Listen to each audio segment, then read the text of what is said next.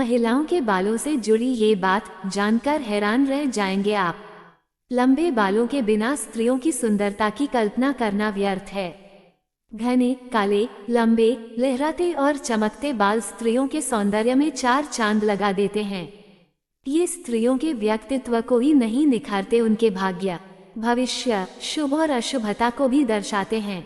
श्री राम के साथ विवाह के दौरान माता सुनैना ने सीता जी के बाल बांधते हुए समझाया था, विवाह उपरांत अपने केश सदा बांध कर रखना। बंधे बाल बंधन में रहना सिखाते हैं, केवल एकांत में इन्हें अपने पति के लिए खोलना। बंधे हुए बाल संस्कार और मर्यादा को एक सूत्र में पिरोते हैं। स्त्रियों के बालों का इतिहास अति प्राचीन है। जहां स्त्रियों के लंबे बाल सौभाग्य का सूचक बने, वहीं स्त्रियों के खुले हुए बाल विनाश को दर्शाते हैं। कैकेयी ने भरत को राज्य एवं राम को 14 वर्ष का वनवास देने के लिए कोप भवन में अपने केशों को खोलकर बिखरा कर विलाप किया। राजा दशरथ को विवश कर अपने 2 वचन लिए। दुशासन ने रजस्वला द्रौपदी के खुले हुए बालों पर हाथ डाला, उसको घसीटते हुए सभा भवन में लेकर गया। इन्हीं खुले बालों के अपमान को सम्मान देने के लिए द्रौपदी ने दुशासन के रक्त से अपने केश धोने का प्रण लिया, जिसके कारण लाखों करोड़ों सैनिकों, महारथियों को महाभारत के युद्ध में अपने प्राणों की आहुति देनी पड़ी। महाभारत का युद्ध द्रौपदी के केशों की अहम भूमिका का वर्णन करता है। खुले हुए बालों में आकर्षण होता है। खुले हुए लंबे बालों को देखकर पुरुष के मन में काम अग्नि का संचार होने लगता है। गरुड़ पुराण के अनुसार बालों में काम का वास है। बालों को बार बार स्पर्श नहीं करना चाहिए, क्योंकि बालों में काम की भावना प्रबल होती है।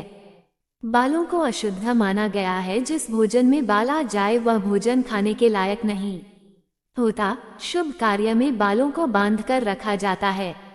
बड़ों के चरण स्पर्श करते समय बालों को चुन्नी अथवा दुपट्टे से ढक लिया जाता है। स्त्रियों के खुले हुए बालों को देखना और उनका बार बार स्पर्श दोषकारक होता है, क्योंकि माता सीता का छल से हरण करते समय रावण ने माता को बालों से पकड़ा था, इसलिए रावण का कुल सहित सर्व विनाश हो गया। पूजा पाठ, यज्ञ के समय स्त्रियों को अपने बाल खुले नहीं रखने चाहिए। बाल खोलकर की गई पूजा को देवता स्वीकार नहीं करते और रुष्ट हो जाते हैं, जिससे दुर्भाग्य को परिवार के अंदर प्रवेश करने का मार्ग मिल जाता है। तामसिक कार्यों, वशीकरण में बालों को खुला रखा जाता है। साध्वियां साधु संत अपने बालों को प्रतिक्षण बांधकर ढक कर रखते हैं। चाणक्य ने नंदवंश का विनाश करने के लिए अपनी शिखा खोलकर प्रतिज्ञा की थी। उसके उपरांत ही चंद्रगुप्त मौर्य को राजा बनाया और नंदवंश का नाश किया था।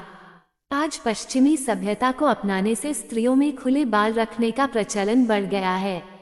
बालों का बार बार टूटना शुभ नहीं माना जाता, घर में कलह पैदा करता है, इसलिए बालों को बांध कर रखना चाहिए, क्योंकि खुले हुए बाल जब टूटकर इधर उधर बिखरते हैं तो नकारात्मक ऊर्जा आती है। जब चंद्रमा की कलाएं घटती हैं तो सीधा मन पर प्रभाव डालती हैं, इसलिए उस दौरान अविवाहित कन्याओं के खुले हुए बाल नकारात्मक शक्तियों को आमंत्रित करते हैं तथा ऊपरी बाधाएं हवाएं उन पर अपना प्रभाव डालती हैं। रात्रि में सोते समय कुछ स्त्रियां अपने बंधे हुए बालों को खोलकर सोती हैं, जिससे पुराणों के अनुसार व्यक्तित्व पर द्वेषपूर्ण प्रभाव पड़ता है, नकारात्मक ऊर्जा सक्रिय हो जाती है। स्त्रियां अगर सिर के काले बालों को पिरामिड नुमा बनाकर सिर की ऊपरी ओर रखती हैं तो बंधे हुए बाल सूर्य से निकली किरणों को अवशोषित करके शरीर के लिए ऊर्जा ग्रहण कर लेते हैं, जिससे उनके शरीर और मुख पर चमक आ जाती है। दोस्तों, वीडियो अच्छी लगी हो तो हमारे चैनल को लाइक और सब्सक्राइब जरूर करें। धन्यवाद।